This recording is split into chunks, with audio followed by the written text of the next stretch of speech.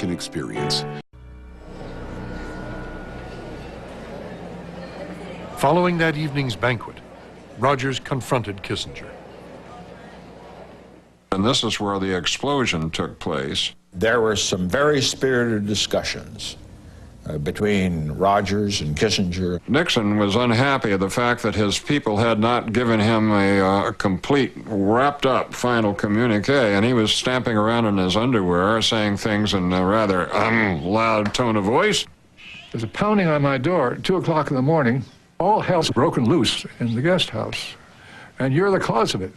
And I said, what's going to happen? He says, I don't know what's going to happen, but I know the president is furious.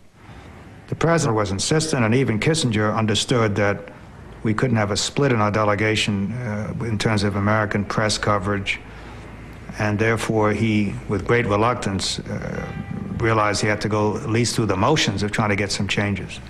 Kissinger was sent back to the negotiating table with the vice foreign minister. The State Department refused to back down. All America's commitments to its allies in the region must be mentioned, including the commitment to Taiwan. The Chinese negotiator would have none of it. So finally, he said to Dr. Kissinger, he said, well, maybe we should stop here, you know. If we cannot agree on a communique, for the Chinese, that's okay. We can do without a communique. I have always found in dealing with the Chinese that complete frankness is the better course, since they're probably smarter than we are anyway. If I try to outmaneuver them, I'm bound to be in difficulties. And so what it ended up with, that all references to mutual defense treaties were eliminated, and that was okay for the Chinese. They accepted that. But was it acceptable to the State Department?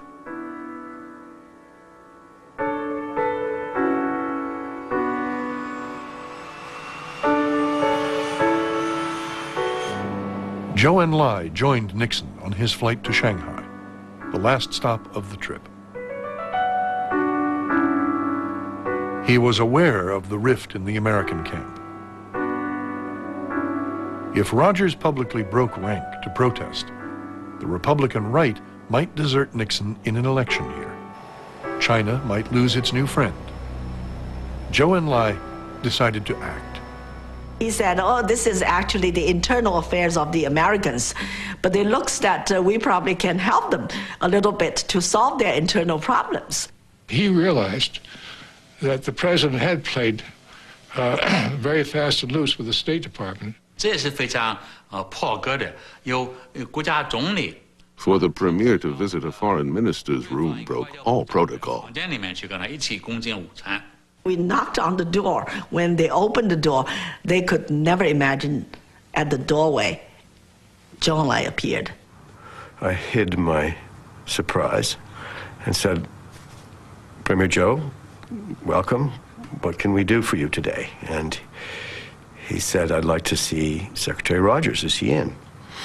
I said, yes. And so I went and knocked on the door, said, Secretary Rogers, Premier Zhou is here.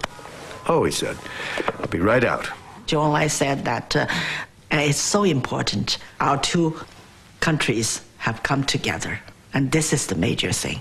And we hope that Mr. Rogers would understand that and would fully give the support. When Rogers saw Premier Zhou to the door, he was obviously a happier man.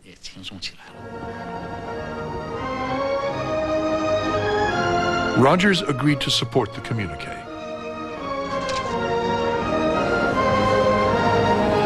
At the closing banquet, the president was triumphant. Nixon got up rather tipsy from all the toasts that they were drinking at these banquets, and drinking this fierce liquor called Mao Tai. He really made a speech on the spot of the moment. That was the most difficult part for the interpreter, of course. We have been here a week. This was the week that changed the world. And I thought either he was drunk or it was a bit of hyperbole. But he was right. It was. It had tremendous impact on things. It was a confirmation, in a way, that we were abandoning this whole notion of the monolithic communist bloc. I express my appreciation to my Chinese voice, to Mrs. Chang. I listened to her translation. She got every word right.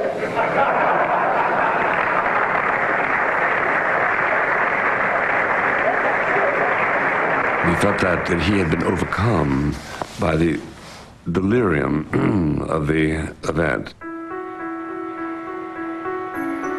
As Nixon said his last goodbyes, public reaction in the U.S. to the Shanghai Communique was mixed. One headline read, "They got Taiwan, we got egg rolls."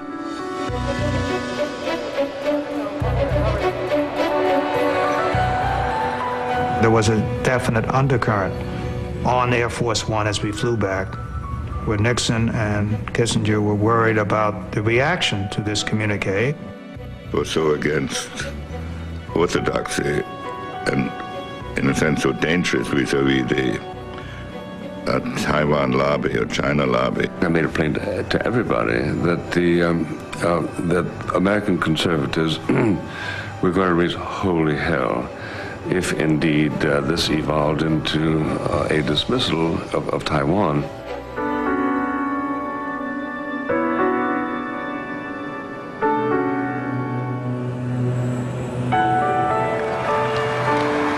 But Americans who had shared the president's journey on television supported Nixon's breakthrough.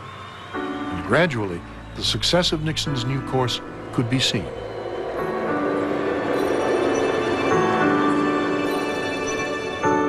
In May, the Russians signed the Strategic Arms Limitation Treaty. For the first time, the two nations agreed to limits on nuclear weapons.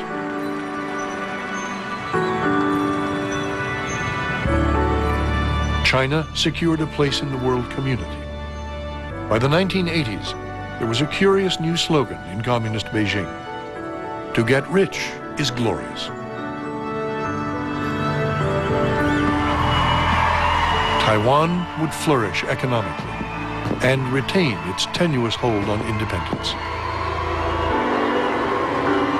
In February 1972, the New York Times wrote that no matter what else occurred, Richard Nixon would always be remembered for his journey to China. But his achievement would soon be overshadowed. In June, the Watergate burglars were arrested, and the scandal that would bring down the Nixon presidency had begun.